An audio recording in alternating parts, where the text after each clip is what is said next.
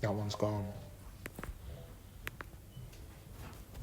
Because it's recording it straight to the foundry, I should say. Yeah, what I was saying about Shakespeare, about reading Shakespeare and these types of plays, is back when I was in the drama school, they mentioned something that went completely over my head at the time. And we were talking about basically how you should rehearse your lines, how you should read the play. The best playing experience I ever had, the most fun I ever had, was when I did a college production of Sweeney Todd, and I hadn't rehearsed for it a lot. So it was very ad hoc, it was very improvised, it was very off the cuff. But I guess what they're trying to talk about is like, that's not where you want to be. You don't want to be in a position where you're underread, where you haven't read it enough times, or you don't know the play that you're in. That's not advisable either.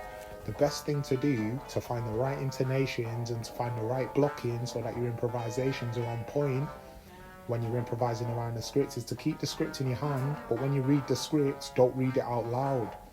If you've got an accent to do on that script, practice the accent in your head, because you'll find the proper tongue placement and your muscle memory, it will accelerate and expedite the process rather than you skipping the process and trying to do everything by force and by muscularity and then losing out. So that's what I would recommend. I think that's how they did the rep, in rep. Instead of just a load of people running around in a panic reading their scripts, there was a lot of reading and laughter taking place.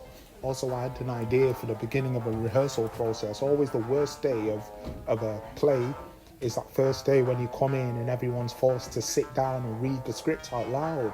I think there definitely should be a few days dedicated to reading the script, but it should take place in silence. That was an RSC, that happened at the RSC when I was at the RSC in 2011. There was a moment where basically a lawyer came in, a doctor of the law came in, and he was basically talking about rhetoric.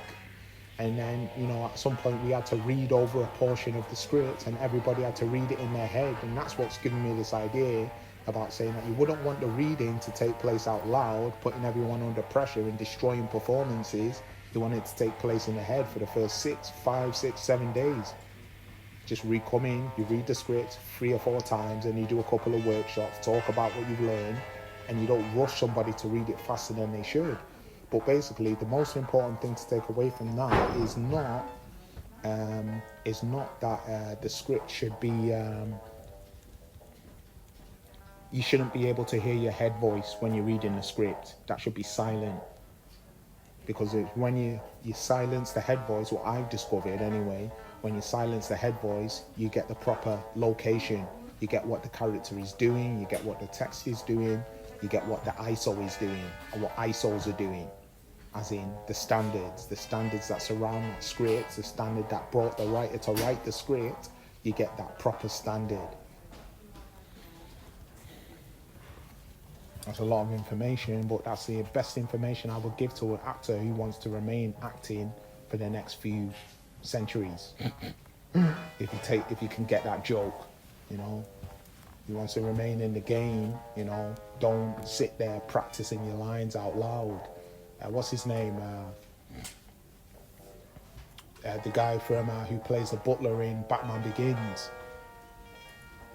He said he practices his lines 100 times before he performs them. How does he practice that? He's just walking around talking to himself, or he's actually reading the script over and over again.